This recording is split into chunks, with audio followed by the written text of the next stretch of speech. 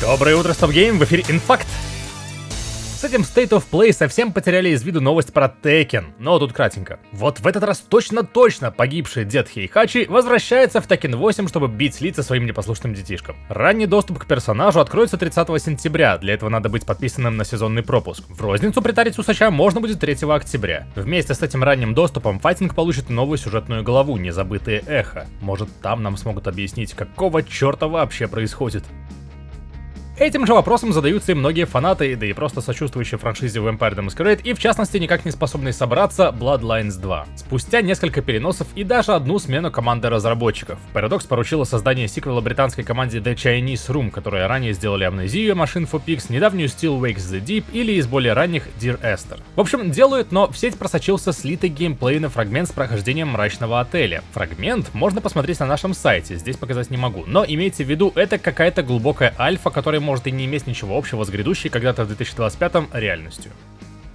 Ubisoft поделилась неутешительными вестями. 15 ноября должна была выйти Assassin's Creed Shadows. Вот не выйдет. Слухи подтвердились, и теперь игра готовится к запуску аж на 3 месяца позже и порадует или не порадует фанатов лишь в день всех влюбленных 14 февраля 2025. Всем предзаказавшим вернут потраченные деньги, зато всем, кто решит заблаговременно потратить их вновь, бесплатно вручат первое дополнение к игре, каким бы оно ни было. Плюс Ubisoft отказалась от модели сезонных пропусков для контентной поддержки Assassin's Creed Shadows, и игра выйдет синхронно с консолями сразу же и в Steam, а не только в их собственном магазинчике. А ее ноябрьский слот в Steam займет неоправдавшее ожиданий Star Wars Outlaws. Если кратко, Yves Guillemot не очень доволен продажами и просит разработчиков еще немного помаяться над проектом, доведя до ума стелс-механики, систему чекпоинтов и искусственный интеллект. Вот тогда, говорит, станет как надо. Star Wars Outlaws посетит Steam 21 ноября.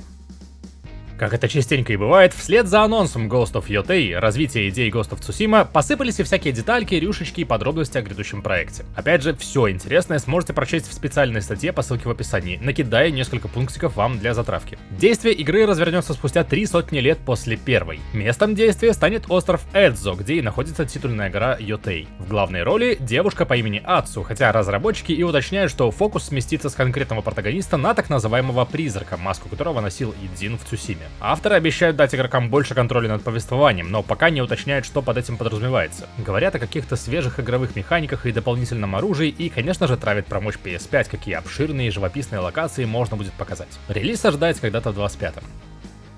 Долгожданное воскрешение серии Legacy of Kain, хоть пока и в формате ремастера в диалогии Soul River, дело угодное, и дело это тоже обросло некоторыми деталями. Текстурки, модельки, освещение — это все само собой, ради чего и делается. Будет реализовано мгновенное переключение между старым и новым визуальным рядом. Управление также предложит и классическое, и обновленное, при этом уточняется, что управление камерой было прокачано отдельно. А еще появится более наглядная карта с компасом, чтобы плутать по закоулкам Назгота было немного комфортнее. Ну и обязательный нынче набор из ачивок, доп. Материалов с концепт-артами и фоторежим в игре также прибудут. Ремастер выходит уже в начале зимы этого года, 10 декабря, наконец-то с официальным переводом. Пара слов о тихонько выходящих дополнениях для двух вообще-то весьма громких тайтлов. Для Mortal Kombat 1 вот уже вышло дополнение House Reigns, где помимо 6 новых бойцов, 3 гостевых и 3 родных, открывается и следующая сюжетная глава истории. Идет после концовки оригинала и предлагает схлестнуться с внезапно врывающимся из другой реальности повелителем хаоса Хавиком. К ростеру бойцов присоединятся Сайрекс, Сектор и Нуб Сайбот, а чуть позже и гостевые Терминатор Т-1000, Конан Варвар и маньяк из Dead by Daylight Призрачное лицо. Шуточка. Blizzard показал релизный трейлер, выходящего только через 2 недели, дополнения Vessel of Hatred для Diablo 4. Санктуарию вновь грозится злодейский Мефисто, и для борьбы с ним игроков отправят в знакомый по второй части регион Наханту. Делать это предлагается новым игровым классом, наследником духов. А-ля друид, но с глефой и силами ягуара, гориллы, орла и неожиданно сороконожки. Помимо этого, с DLC в игру придет, опять же знакомый по второй части, система наемников. Гулять по Санктуарию теперь можно будет вместе с командой искусственно-интеллектуальных болванчиков. Релиз DLC случится 8 октября, а незадолго до этого игра пропатчится до версии 2.0 с кучей фиксов, улучшением прокачки, новой системой уровней сложности и прочими апгрейдами. А еще через 3 дня, 11 октября, на ПК, PS4 и 5, а также на Xbox Series выйдет новая игра создателей Persona Metaphor ReFantazio. Стилистика схожая, геймплей знакомый, сеттинг иной. В этот раз молодежь будет мстить за убитого короля и помогать правильному наследнику усесться на престол. Однако, для тех, кому тяжко ждать аж 2 недели, разработчики выпустили демо-версию. Внутри целая первая глава, 4 подземелья для изучения, 6 компаньонов и свыше 40 архетипов для персонажей. все наигранное разрешат перетащить в полную версию, когда та выйдет в свет. Плюс есть локализация на русский. Ну и раз все уже убежали играться, то и этот выпуск инфакта я завершаю. На stopgame.ru тоже загляните потом, там вас ждет текстовый обзор очаровательной The Plucky Squire от Кирилла Волошина. Доброго дня!